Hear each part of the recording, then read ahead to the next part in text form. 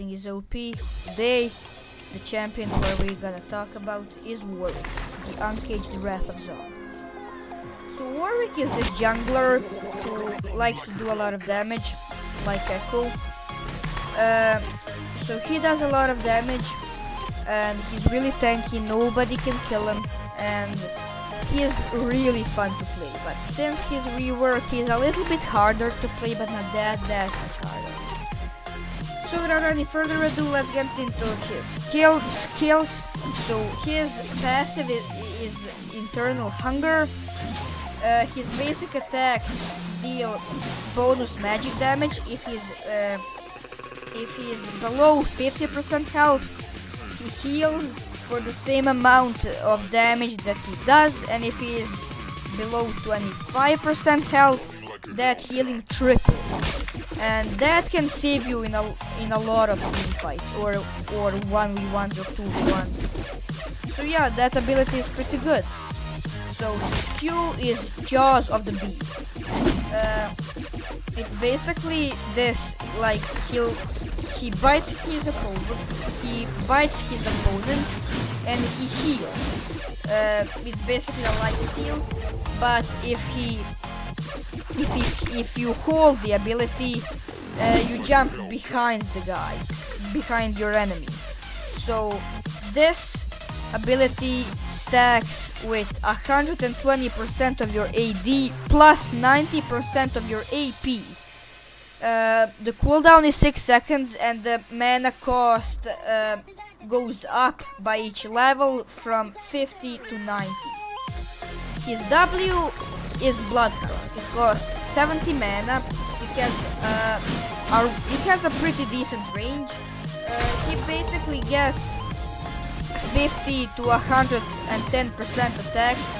attack speed, and from 35 to 50% movement speed. And if enemies are and these bonuses are tripled against enemies below 20% health, which is pretty good. His E is Primal Howl.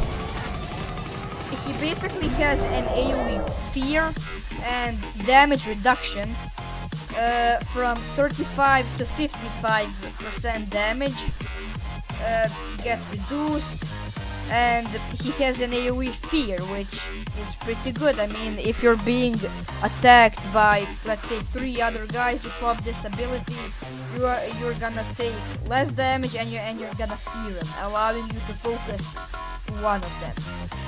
And his ult is Infinite Rest. This has an incredible big range.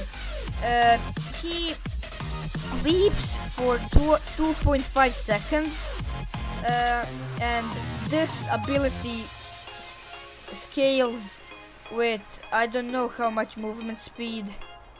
I'm just gonna check. It doesn't say. I can't find it. So it basically scales with your movement speed. The faster you're running, the more you can jump. And this deals for 175 to 525% damage, plus 167% your AD, which is kind of crazy considering that this ability is on a 70-second cooldown on max level, which is not that much, like a minute and 10 seconds.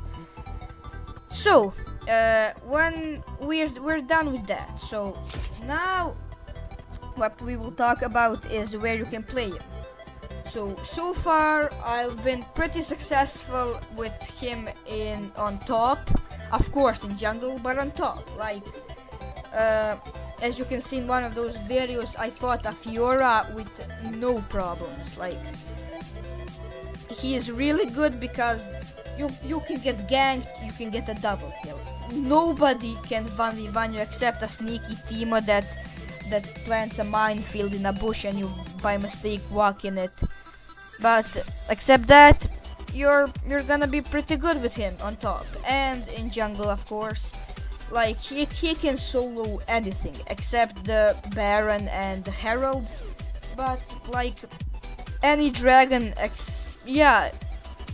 like any dragon, any jungle camp, anything he can 1v1 with ease.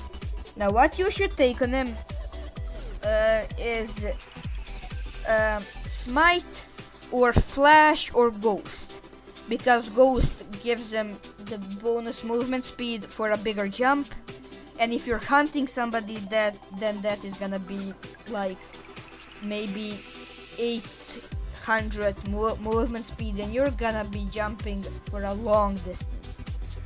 Now which items do you need to take?